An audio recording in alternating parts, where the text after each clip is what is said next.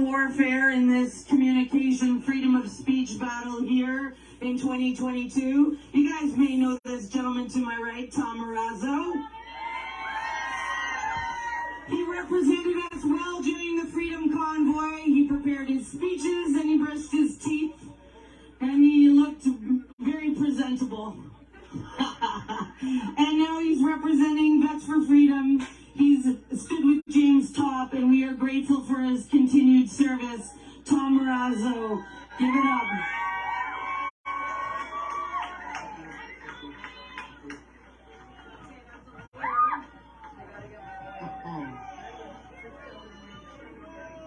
I have a prepared speech.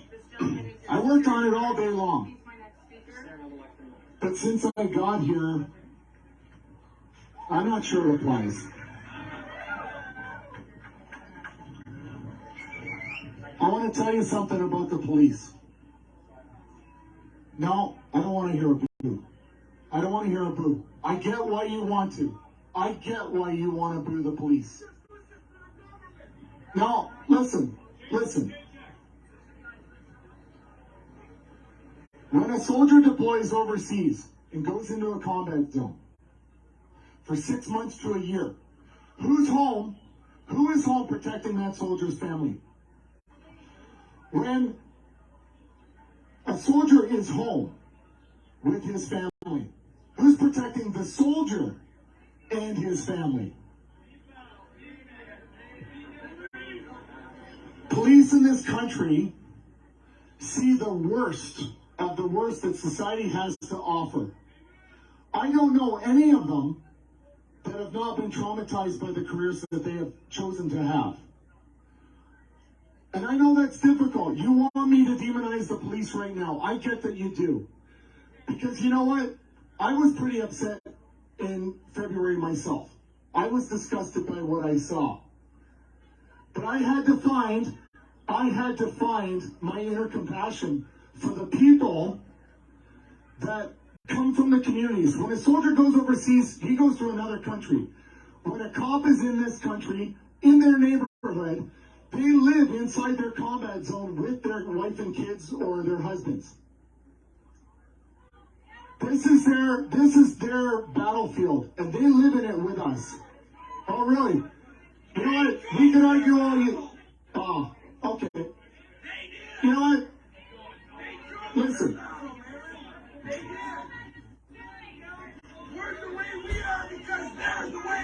Here yesterday when James Top was here. What did James say to you? What did he say to you? It takes courage. It's harder. It is harder to be compassionate. It is harder to forgive. It is way more difficult to show moral courage and love when you're angry. And when you're angry, it's easy to succumb to the anger. But if you think you're going to get what you want because you're angry, you're wrong. It ain't going to work. You're going to have to reevaluate what it is you want Canada to be. Do you want it to be lawless? Do you want it to be... I don't think it is. I don't believe for a minute that it is. I don't believe for a minute that it's lawless. I lost my job. I lost my job. I lost my bank accounts. I lost everything too. I live in my car right now. Do you guys know that? I live in my car. I lost everything. And you guys won't even shut your mouths for 2 minutes and let me get some sense into your heads. Just stop. Just stop. Check your ego. You know what? It's incredibly hard. It is incredibly hard to be peaceful. And I can tell you, as a soldier for 25 years, we have been peaceful. Guys, it was easy. Right. It was easy, man. Let me say this last thing to you. You all have a decision to make. You all have a decision to make. Happy Canada Day. I wish you all the best of luck. You do what you think is right, and you suffer the consequences, whether it's going to be through love, peace, or violence. That's your choice. You make that choice for yourself. Don't do what I have. Don't listen to me. You listen to your heart. You listen to what you think is right. And good or bad, the consequences are yours. You do what you want to do. Happy Canada Day.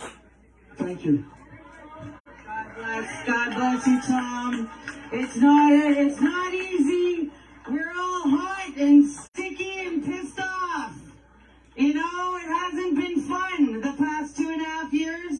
And we came together for the Freedom Convoy. Who was there? You were there. You were there. You were there. Yeah. And we had the most amazing time, and we owned this hill, and we were a community, and we realized actually we don't need that much government. Actually, we could use a far lot less government. We don't want a nanny state. And we realized that there were way more of us than they told us there were. What's that? We were healing, I know, because we were broken. And everybody had a sob story of how the mandates destroyed their lives. And those mandates still aren't over. I'm still here because my husband cannot work. He is a pilot. And so he, as an pilot, he cannot fly to Cuba, come back to Canada, because he's going to have to quarantine for 14 days. Unlike our Prime Minister, who can fly to the United States, get wasted in California, come back with COVID, see James talk, turn an about face, run the hell out of here, and head off to Africa. Right? I'm here because I need to provide for my family. I'm still standing because these mandates are in the way of my family surviving. And it's only getting worse. The price of gas is only getting worse. The price of fuel is only getting worse. And we know that bad times are coming in the fall. And that's why we are going to have a summer of freedom. Because when they try and pull this lockdown nonsense again, we are going to say hell to the no. When they try and mask up our children again because of a monkeypox or a bunnypox, we're going to say hell to the no. All right? All right. All right. We know why we're here. We're all pissed off. I'm looking at this guy. I can't stand this guy, man. Must I look at his ugly mug? Like, oh, and Butts on top of it. Butts is just like an assassin on Twitter. You army guys, you get on, like, you know, the fringe army, like, let's get on Twitter and let's do some damage, because, like, Trudeau's bot farm is always up and down. Tom and me and Stacy, they come after us all the time. We need all you there to go, like, get them. All right, I have a very distinguished gentleman. He has come all the way from Toronto. He wore a suit, for the love of God, in this weather for you, because he was trying to elevate the standards, and I promised him that I had a permit, and we were going to do something beautiful for him. So please, can you guys give me a sing, some convoy love, some Rolling Thunder love, some Canada Day love, and thank him for coming here. Mr. Nia Singh. Thank you very much. It's an honor to be asked to speak here today, and I'm glad you're all here because we have a message to take to the rest of the world. First of all, anybody put up their hands if one of their family members or friends have ostracized them for their decisions? Right? Okay. So we have the question. The theme of this today is, why are we here? There's many reasons why we're here. I personally don't believe we're here because of a health crisis, right? When we analyze this, the only way this all makes sense is if SARS-CoV-2 is a threat to human existence. And it's not, right? It is not. This morning I checked the death rate of Canada, and it is at 0.106%. Okay? In the last 2 weeks, the death rate is 0.0001%.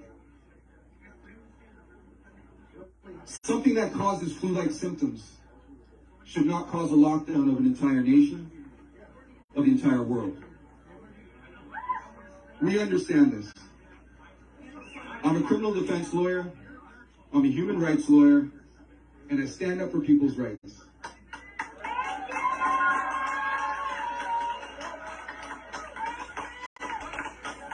I've been putting myself on the line for years prior to COVID. As you can see, I'm a person of color.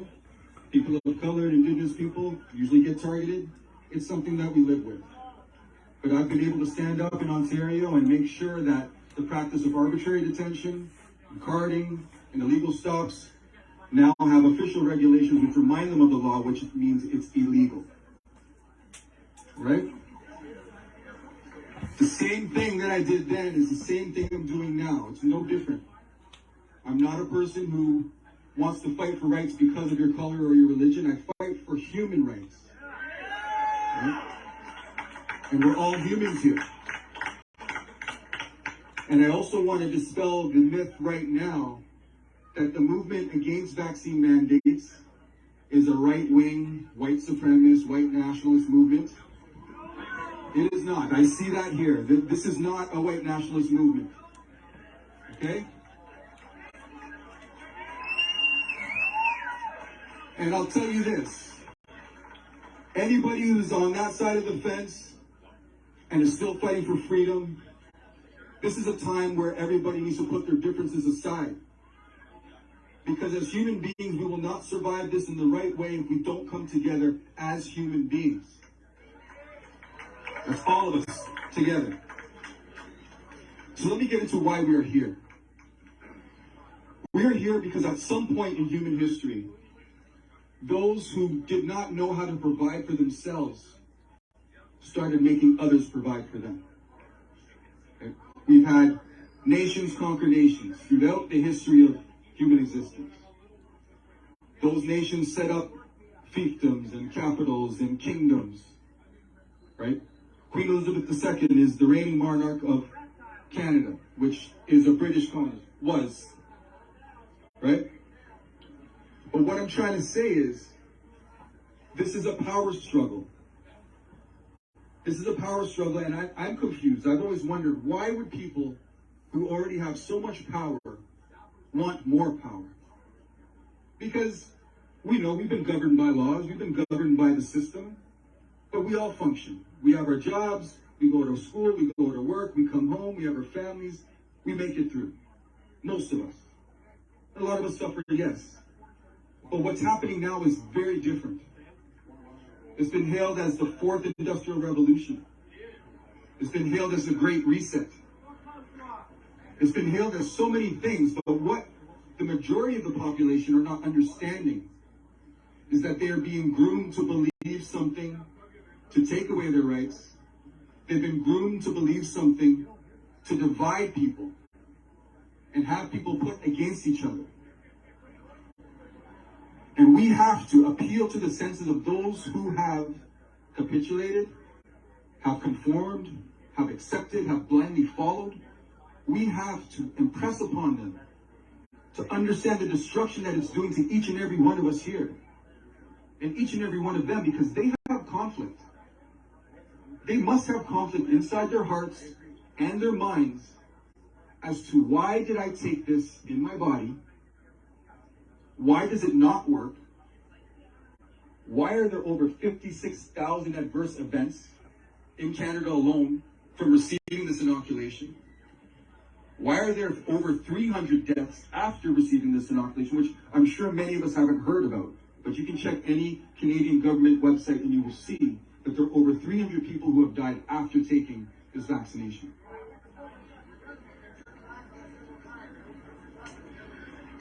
We can't always trust what's told, but at the same time, you have to take the information and at least use that information to your benefit, right?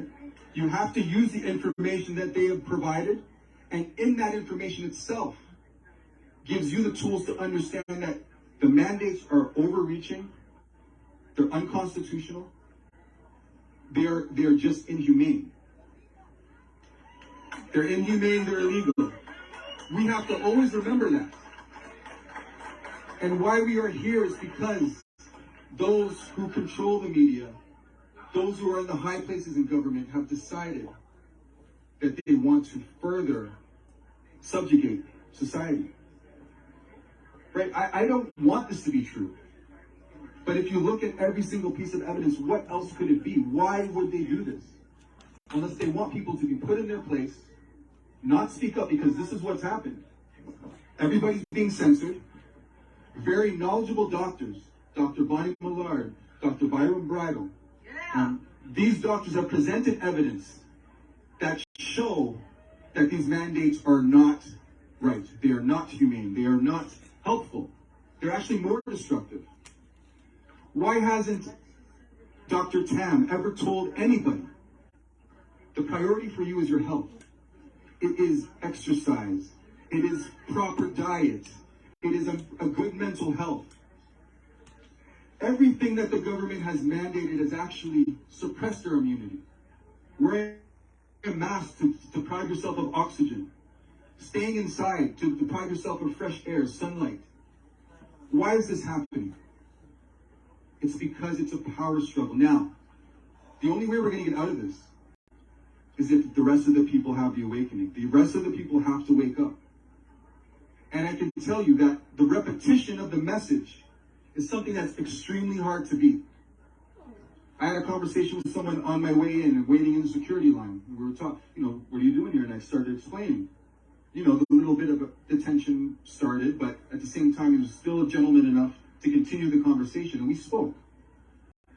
And he said that in the United States, there's 1 million excess deaths. Right? When you analyze statistics, you will see that the statistics are being presented to you in a way to make you believe that this is a threat to you. And I want to say, anybody who's immunocompromised, my heart goes out to you. Please, I'm not telling anybody here not to be vaccinated. But what I'm saying is, this is a human right, a human choice. And when your body is now being given over to the state for them to dictate what you can do with it, this is the next phase of human slavery. Right? And I can say this because my ancestors were enslaved. My ancestors did not have control of their own bodies and their own autonomy. Indigenous people we know what's happened to them. Their land has been taken, their lives have been destroyed. But what's happening to humans, all humans right now, is that you no longer have a choice in what you do. And it's important that those loved ones that you care about who have bought into this or have accepted this or have gone along with it, you need them to be on your side with us, because they need to realize taking away human freedoms is not acceptable answers, especially when our lives, we're not going to be extinct from this. I know I'm taking time, and anytime the organizers want me to finish, I can stop. But for 2.5 years, this has been going through my mind every day, because when this first mandate came out, I knew what it was about. I knew right from the get-go. I'm sure a lot of you knew right from the get-go. Oh, yes, I know. Right? But it took some of us some time. Right? And then there's some people who have bought into it, and now they're changing. So what I want to leave with you is, do I have to wrap up now, or do I have a couple minutes? I got a couple minutes. You're wonderful. Okay. We love you, Mia. Okay. Yeah, we need a lawyer. We all need a lawyer. We have to absolutely, all of us, have to start reading the information more and understanding it more, so whenever you're met with this opposition, you can articulate yourself and rebut the propositions they're making. Right? Did you know that the bylaws in most of Canada state that if you can't breathe when you have a mask on, you're exempted from wearing it?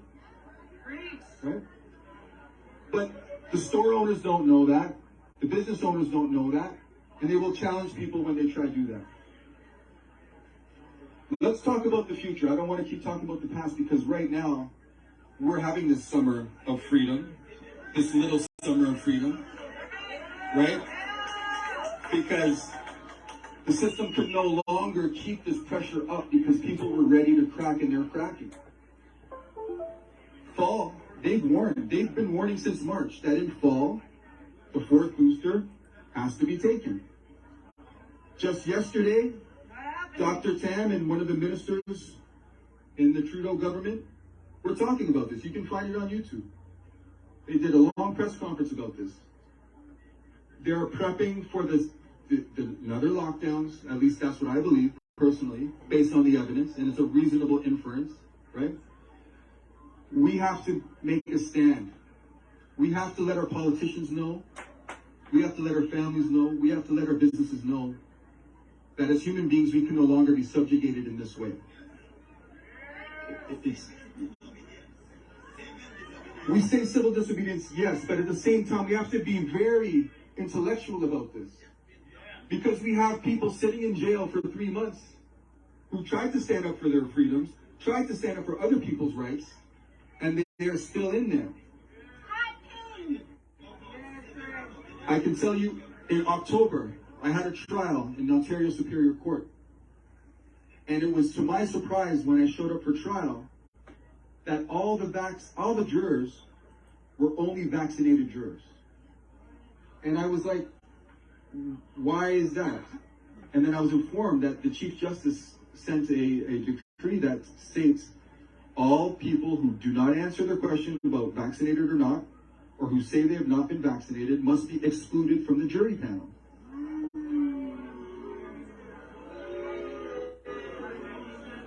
Why is it almost a year and the general public does not know this, right? And then that's the problem. Why did I not know this before I showed up in court? I created a charter challenge. I challenged the judge's order. I was blocked at every way possible. A 19-page document with statistics that show people who are vaccinated versus unvaccinated have different perspectives. And my argument is, and the Supreme Court case law states, that every person who is facing trial has a right to select from the pool of eligible Canadian jurors. That's their right. Once you exclude unvaccinated jurors, you're excluding a segment of Canadian population. And it is unconstitutional, it is illegal, and it actually affects the outcome of the trial. Because if you think about it, look at all of us here. We have a different way of thinking. We may be more critical. We may not just follow. And I'm not saying all vaccinated people just follow, but some of them may follow orders without questioning them. So you could imagine at a trial when something's going forth and an officer may make a statement. Who's going to be critical of that statement? If you're all vaccinated, there's less likelihood of that critical analysis, right? When you eliminate, and again, I'll use my community as an example. African Canadians or people of color, black people, are the least likely to be vaccinated. But yet when it comes to jury representation, we are the least represented on juries. So now when you combine excluding all unvaccinated jurors, you're excluding a large portion of a specific population that can add to the decision-making process. So this is not only about your right to get a job, or your right to get an education, or your right to travel. This has now made its way into our courts, where your right to representation has been compromised. And we can no longer stand for that. And I want to say something about all these police officers and guards that are here. Many of them may have started their career as wanting to do good and wanting to do justice. But because of their position, they are now forced to follow orders. And a lot of them now may not be truly wanting to do what they're doing today or in any other situation. But now they're compelled because they have families, they have jobs. They have mortgages. So all of us as a population have been pressured, coerced, induced, extorted to follow what is being told for us to follow.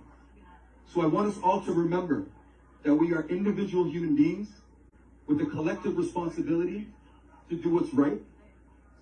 And with love and cooperation, we can get a lot further. And this will be my last point because it's a very important point. I want to shout out True Devon Thompson, somebody on Instagram who has constantly been making statements on Instagram, and he put up a post of Prime Minister Justin Trudeau. About 2 weeks ago, Justin Trudeau said, sometimes in politics, you divide people, and hatred galvanizes a community. And then unfortunately, when you get to the point, you can't represent all of the people. And it's really interesting how he said that, because he somewhat described himself. Justin Trudeau came out and called anybody who opposes vaccine mandates as racist, bigots, misogynists, or whatever else he said. And he's divided a country. But because most people follow, and that's just a statistical reality of biology. 80% follow the crowd, and that's what we're facing. We're facing the fact that 80% of the people just follow. And there's the 20% and 10% who have their individual ways. And what he stated is that at that point, when you create the hatred and the divide, it is too hard to represent both sides. You can't represent all people. And unfortunately, our Prime Minister cannot represent all people because he's not representing us. Yeah. We need people in power, people elected, people with a voice that are going to speak for all of us as humans, as human beings with the right to live in peace, Right. without coercion, Thank you. without risks to our bodily integrity. Not to mention all the stillborns and all the problems that women have that I've heard with menstruation after taking this shot. With all the young people whose hearts have stopped. I can tell you that a doctor provided me a list, and I haven't had a chance to really read it because there's a fight going on every day, but I'll say this now. Sent me a list of 20 people who have died after taking the shot, and these are all publicly reported in the news, but they go unheard. University students, hockey players, who just 16 years old, who just want to play hockey, and they take the jab, and weeks later they're dead. Nobody speaks about this. Our media doesn't speak about this. Our politicians don't speak about this. It's only us. But we have a duty to keep spreading this message to our loved ones and to everybody within earshot. Because I don't think we have much more time before this gets really nasty. Amen. It's gotten too nasty already.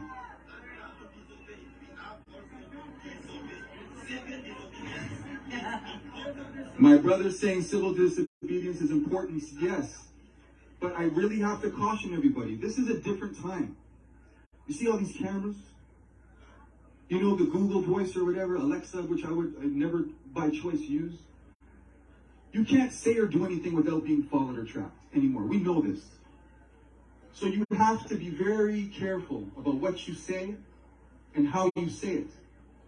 Because you don't want to be somebody accused of mischief or counseling an offense and end up like our other brothers and sisters who are locked up without a chance of release.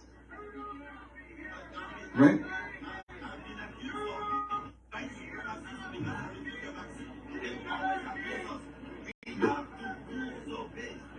I understand that, brother, and you've been accused and it's wrong, but we have to intelligently disobey. We can't just disobey for the sake of making noise and drawing attention. Right? We have to disobey with knowledge behind our words and our actions. That is the only way we're going to get out of this. We're at a very pivotal point in human history.